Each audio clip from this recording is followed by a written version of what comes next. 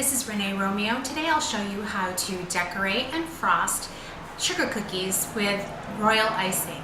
Now the royal icing that I have, the recipe's available on the website, but you'll see I've already got it mixed up, and this mixture is basically like a glue consistency, and I'm using this consistency for my outlining. So I'm going to outline the cookies first, and I have a number 2 tip on a paper bag here, and so I'm just going to go ahead and start outlining the cookies and then show you how to fill everything in. This is a glue-like consistency, and you'll see how quickly this goes. And so the edges of my cookies did not stay perfectly formed while baking, so I need to go ahead and go back in and kind of get this zigzaggy feel. So you'll see that's exactly how much product I put on the cookie. And then I'm just going to go back in with this skewer and hit this so that everything gets nice and evened out, kind of in a heart shape. Now there's quite a bit of frosting on here, and you'll see it's a little bit goopy, but as it dries, you'll wind up getting that beautiful flat satiny finish. Everything will even out for you, and so you'll see the cookies on the left. Those are my beginner cookies, which turned out not so well. And then as I got going, I got my process down, and this is probably what will happen to you as you're going through your cookies as well. So I have all the hearts done, and let's move on to the diamonds. A square inset. So basically this is going to just be a nice straight line about 1/4 of an inch away from all of the edges, and again just go ahead and dredge that in. And once this is done, you can go back in with your skewer again and get this to lay nice and flat.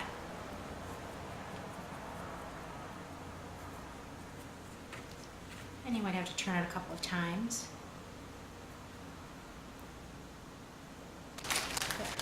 Same technique, but let's go for the sheep.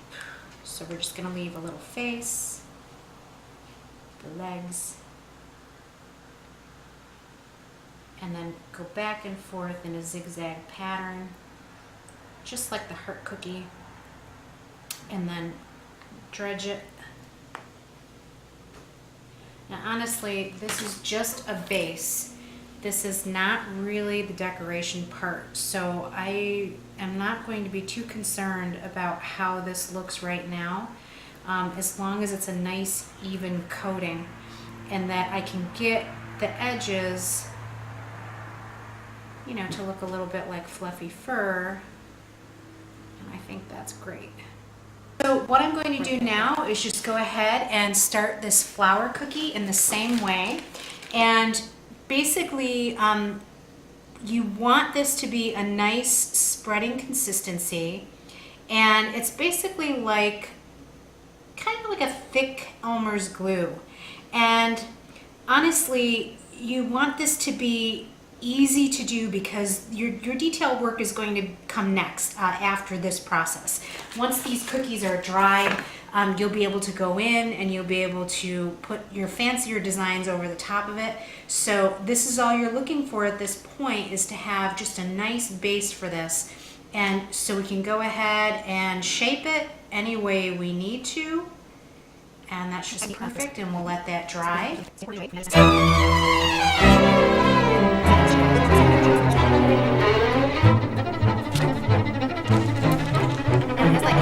Here with the decor on the top of the cookies after they've dried overnight. Make sure you make them dry overnight, otherwise you'll have a mess on your hands. I've mixed the top frosting a little bit thicker than Elmer's glue so that you'll have a little bit of stiffness to it, but it's still runny enough to come out the tip. And I have a number 1 tip, so you'll see how this is kind of flowing out of here. You do need to put some pressure on it. And also keep in mind that In my case, no two cookies are going to be the same. You kind of want to view this as each one of these is a work of art, and quite frankly, you want to get to the party to enjoy the cookies rather than spending time in the kitchen making them. No matter what you do, it's going to look really, really pretty. So let's go ahead. I'll show you my technique and just how quick one of these scallops. I'm just going to put a dot of frosting, and so basically, this is you're just kind of pressing on it and pulling up.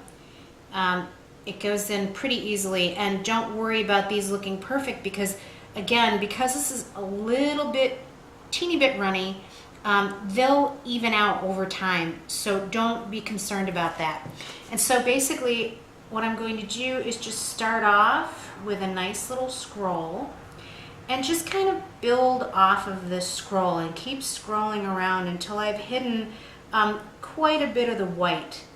And what you can do at this point is you can see if there are areas where you might have, maybe a little divot in your top frosting or whatever, and even out some other areas that you're not very happy with. So basically, this is how I'm going to do this, and going off each individual little end, and you'll see just how cute it is.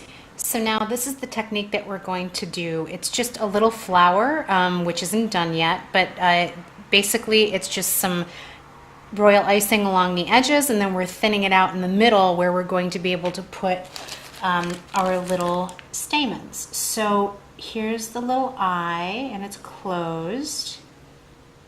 A little pressure on the edges, little smile mouth. Now this is just a 3-petal flower. And it's basically the same as all the edges, the white edges. And so the 3-petal flower is that. So I've got a little bit of water on a little brush, and I'm just simply going to tap it off on a piece of paper toweling. And then I'm just going to pull the icing into the middle and just thin it out. So I want it thick along the edges of the petal. And I can even move this back in place if I take a little bit too much off. So you'll see when this evens out, it'll wind up looking a little semi-transparent toward the center. Now let's start in on our initial. So you can choose any letter, and you can get it off the internet, and you can print it out, and you can just set it right beside your project so that you can continuously look back and forth and make sure that your letter is turning out perfect. So that looks pretty good. Now it might be shaky, it might be bumpy, but you know what? It's going to look great when it's all done. And so we're just going to do a scalloped edge here, and I'm basically following the pattern of the cookie.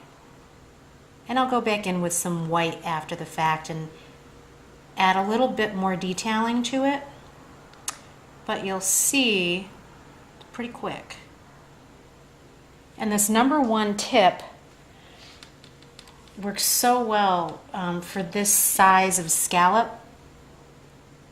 It's fairly easy to pipe. You'll see I'm not 100% perfect, but I'm perfect enough. And that's all you're looking for too. Now I'm back to my white royal icing. I have a #2 tip in this time instead of the #1. And basically I'm just going to go along the edges making little scrolls as I go. Now this royal icing is really forgiving, so as it dries, it'll wind up coming out a lot flatter than what you're seeing right now. It'll even out. You can go back. You can redo some of these things if you're not thoroughly happy with the way that they turned out.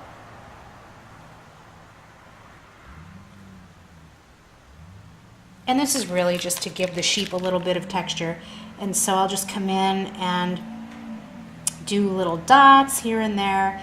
If you have inconsistencies in your base icing, this is a great way to come back in and fill it in. So I'm just going to finish off this flower with 3 little stamens.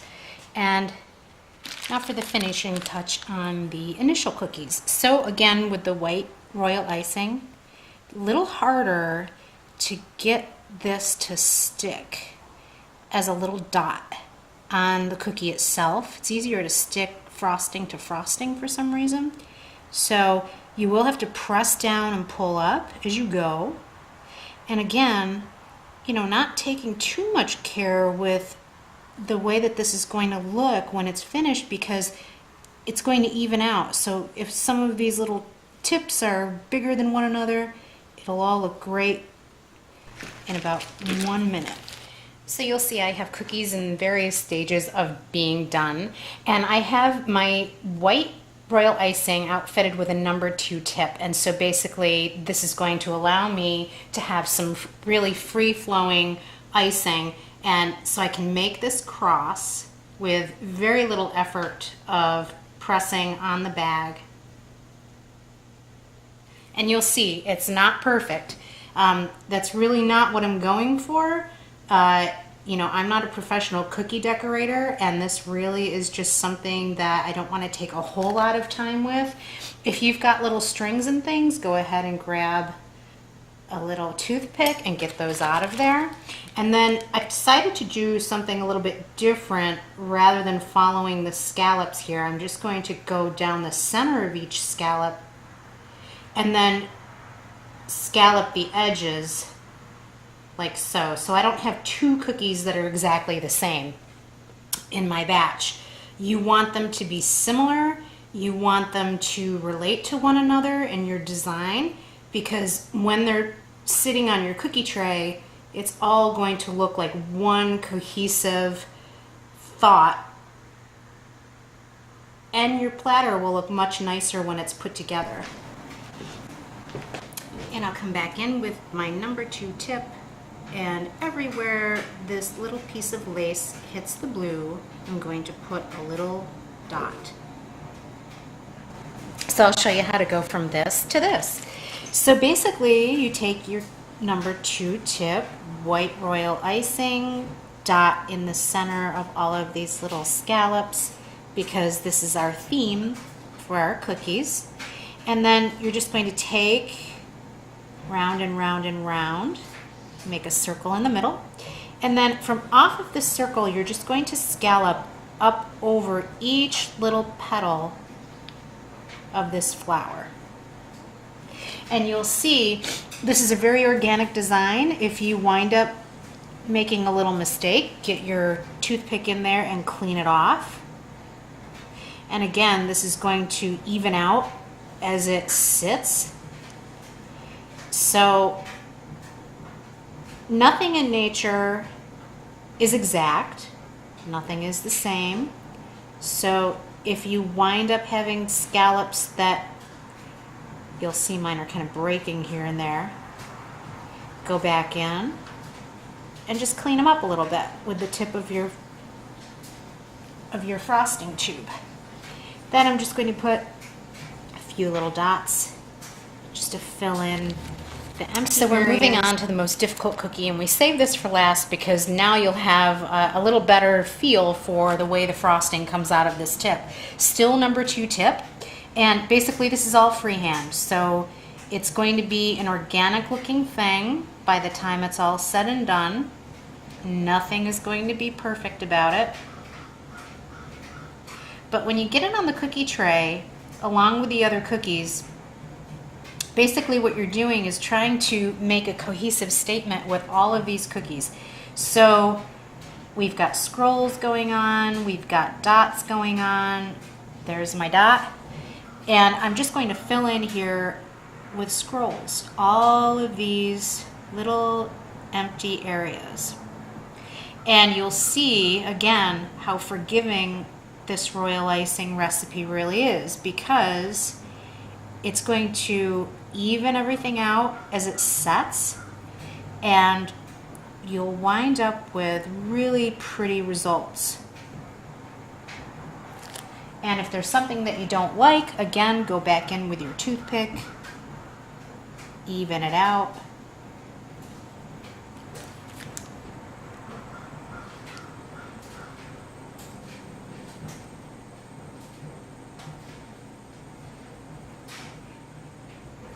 And there you go.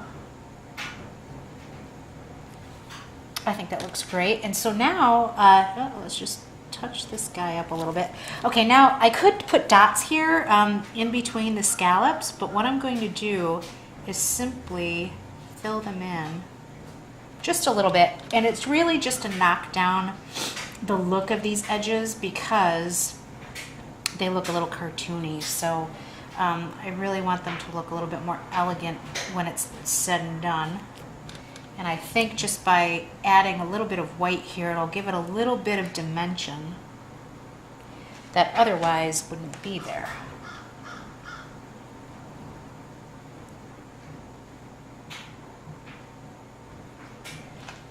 All right, not perfect. Touch some things up, get your toothpick out, and that's how you do the heart cookie. The blue and white baptism cookies are done, and I hope you'll see just how easy of a process it was. It is very time consuming, it's for sure. I have about 75 cookies here. It took several hours to finish all of this, but what I do know is that everybody at the party will appreciate the time and effort that went into these cookies, and hopefully you can do something very similar on your own and you won't be intimidated by the process. If you have the right tools, if you take your time, you'll have the very same results that I did. So until next time, this is Renee Romeo. Thank you so much for watching.